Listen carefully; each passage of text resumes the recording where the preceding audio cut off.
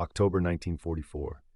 The Pacific War's rhythm is broken only by the unpredictable violence of weather, the recoil of steel, and the silent mathematics of strategy. USS Tang, SS-306, a Balau-class submarine designed in the crucible of America's wartime shipyards, approaches her fifth and final patrol, with the Formosa Strait as her stage and destruction as her business. Months of painful innovation, refits, and test runs shape every inch of her 312-foot hull. Reinforced Corten steel, a newly perfected periscope system, emergency escape apparatuses, and 10 torpedo tubes loaded with the latest Mark 18 electric warheads. This time, her crew is ready for the test that will define them in annals of submarine warfare. Commander Richard Killer O'Kane, Tang's captain, embodies the blend of professionalism and bold aggression cultivated in the submarine service. Under his watch, every crew member has spent weeks rehearsing torpedo spreads, damage control procedures, and crash dives, knowing the enemy now deploys radar-equipped escort ships and hydrophone teams with uncanny skill. The men practice using the revolutionary Momsen lung, anticipating worst-case scenarios where steel and water might become their tomb. On September 24th, Tang departs Pearl Harbor, topping off at Midway before sliding into her assigned patrol box on October 10th. Formosa, visible through the periscope as an outline of dark mountains, is both lure and danger. Japanese convoys hug the coast for protection from the American airstrikes unleashed by the Third Fleet in synchronized waves just days prior. O'Kane's mission: intercept reinforcements and supplies intended for the Philippine campaign and cripple Japanese logistics at their most vulnerable point. The first days are spent hunting darkness and probability. Early morning, October 11th, Tang's hydrophone operator reports propeller signatures, multiple freighters with escort. The dawn attack plunges the submarine into its element. 10 minutes from detection to engagement. 4 torpedoes fired submerged at the unsuspecting Jashugo, 2 hits, a thunderous boiler explosion, then immediate submersion as depth charges ring the pressure hull. Steel flexes, motors whine, water drips through flanges, but Tang endures. The crew, drilled for shock reaction, checks gauges and hatches, calibrates air pressure, replaces electrical fuses, and counts the seconds until the detonation pattern fades. Night attack follows. Tang surfaces in the gloom, radar illuminating the Oitamaru at medium range. 3 torpedoes released. Impact at 2,100 yards. The freighter shears and lists, then water closes overhead. Above, a hospital ship glimmers with its legal lights, the only vessel immune from the dread hunt. The patrol is not random. O'Kane's battle plan is mapped to every contour. Daytime submerged stalks, nighttime surface attacks for speed and surprise. Tang slides along the coastlines, trailing convoys and reading the patterns of Japanese retirement lanes. The submarine bows in heavy weather, internal braces absorbing the tremors and steel echo of shore batteries firing blindly at likely positions, each man inside listening for a riser in the sonar or the sharp sting of collision.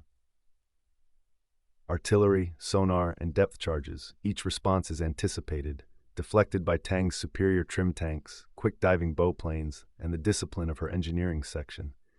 Even the mundane details matter: oxygen levels, carbon dioxide monitors, battery charge cycles, and watertight hatches that have been resealed 6 times since Pearl Harbor refit. This is not mere luck. It is the consequence of obsessive technical diligence and readiness. By October 19th and 20th, Tang shifts north, hunting deeper water and scanning enemy transmissions. No major contacts, only patrol craft and radar sweeps that paint the sea with hazardous static. Yet the mission's urgency remains. Word arrives that convoys destined for Leyte reinforce their escort patterns and hug the shallow China coast, a tactical shift that will soon open what O'Kane calls the battle of intercept geometry. Each calculations, range, bearing, torpedo angle, depth, running time, will be judged not in theory, but at the lethal instant of engagement. The men know the stakes, reading every signal and radar blip as a cipher of survival. They review the mechanics of the Mark 18 torpedo: electric propulsion for quieter runs, magnetic exploders calibrated for Japanese hulls, but cursed by a record of erratic tracking and circular runs.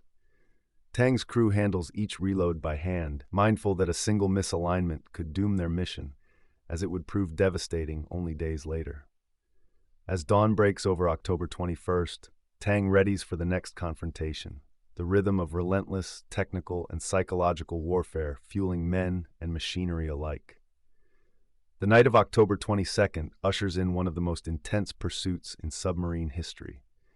Commander Richard O'Kane, famed for transforming the very playbook of U.S. submarine warfare, scans the enemy formation through his periscope, noting every flash of searchlight and sweep of gunfire along the horizon. Tang's crew moves with rehearsed precision, battle stations manned, torpedo solutions calculated across chalked-up slates, sonar echoes trained on the convoy's middle column of merchant ships. Tang shadows her targets until the moon sets, maneuvering for a perfect firing vector. The Japanese escorts, a trio of destroyers, patrol with grim determination, lobbing star shells and depth charges at the first hint of contact. But Tang leverages her technical advantages: electric torpedoes, low-visibility silhouette, radar range calculation, and the unbreakable discipline of almost daily surface attack drills. With every hand at their posts, the order is whispered: match bearing, shoot! 3 torpedoes slash through the dark sea, converging on the Tatutaki Maru-class freighter. Impact, shattered bulkheads, steam explosions. As chaos erupts, Tang dives immediately, the hull groaning against the ocean's panicked energy. Above, the convoy wheels in panic, zigzagging and firing wildly. Japanese signals crackle through the hydrophones, orders barked, panic mounting. Tang pursues, parallel to the convoy, slipping beneath the confusion and shifting her firing solution to the next merchant ship, a tanker hugging the shoals, its silhouette flickering as squalls roll over the water. O'Kane, ever the perfectionist, steers Tang within a hair's breadth of disaster. Surfaced attacks at less than 500 yards, skirting the arming range of her own torpedoes. Crew members report seeing the lookouts on the target's deck, startled and motionless moments before the warheads detonate. Metal, bodies, and plumes of oil erupt skyward, hurled by Tang's perfectly timed spread. 5 ships are now listing or statistically lost within the convoy formation. What makes these moments extraordinary is not just the destruction, but the technical and tactical mastery at play. Tang's crew loads torpedoes at breakneck pace, moving 3,000-pound weapons through constricted passageways, priming compressed air bottles, recalibrating depth settings, and tracking the ever-changing solution using both Dead Reckoning and the Mark V attack computer. O'Kane's doctrine is aggressive: remain surfaced for maximum speed, attack from multiple angles, fire at independent targets before submerging into protective silence. Every successful kill is immediately cataloged, with position, time, and explosive type recorded for post-war technical analysis. The Japanese response intensifies. Depth charges thunder overhead, shockwaves bouncing through Tang's hull frames. Battery cells are monitored for shorts, air is tested for chlorine, and all eyes look for leaks at hatches and valves. In these hours, the submarine is less machine than creature, a living organism, flexing under pressure, trying to outlast the steel and willpower arrayed against her. Every day, the crew repeats danger rituals: crash dives at under a minute, silent running through hazardous shoals, battle lanterns, glowing as the only source of light during depth-charge barrages. On October 23rd, Tang shadows yet another large convoy, positioned for a night surface attack. The approach is textbook: firing spreads at multiple targets, cycling tube crews through relay drills, and tracking enemy zigzags with the sonar station calling ranges as fast as men can write. 3 ships sink with almost no warning, testament to Tang's marksmanship and the reliability of her fire control strategy. As these merchant hulls vanish, O'Kane shifts course, knowing every convoy will now be rerouted closer to the China coast to avoid the lethal gauntlet. For Tang's crew, there's no rest. The torpedo room hums as reloads are primed with sweat and rigor. Battle damage checks run non-stop: hull inspection for cracks, air system checks, battery electrolyte level readings. Every instrument test echoes lessons learned from previous patrols, a litany of catastrophic failures avoided only by obsessive attention to engineering and contingency. The Mark 18 torpedo, as reliable as it is dangerous, is checked for the telltale signs of gyro malfunction and fuse failure. Tang's engineers know that every attack, no matter how successful, brings the possibility of fatal technical recoil, a fact soon to prove prophetic. These 2 days, October 22nd and 23rd, represent the highest watermark of American submarine lethality. 5 Japanese ships, their vital cargoes destroyed, sink in the bloody tableau of strategic attrition. Each destroyer-killer attack flows not just from aggression, but from the tireless grind of technical perfection, mechanical training, and the ceaseless pulse of survival in the pressure cooker world below the surface. October 24th, deep within the Formosa Strait, the crew of USS Tang enters history's crucible.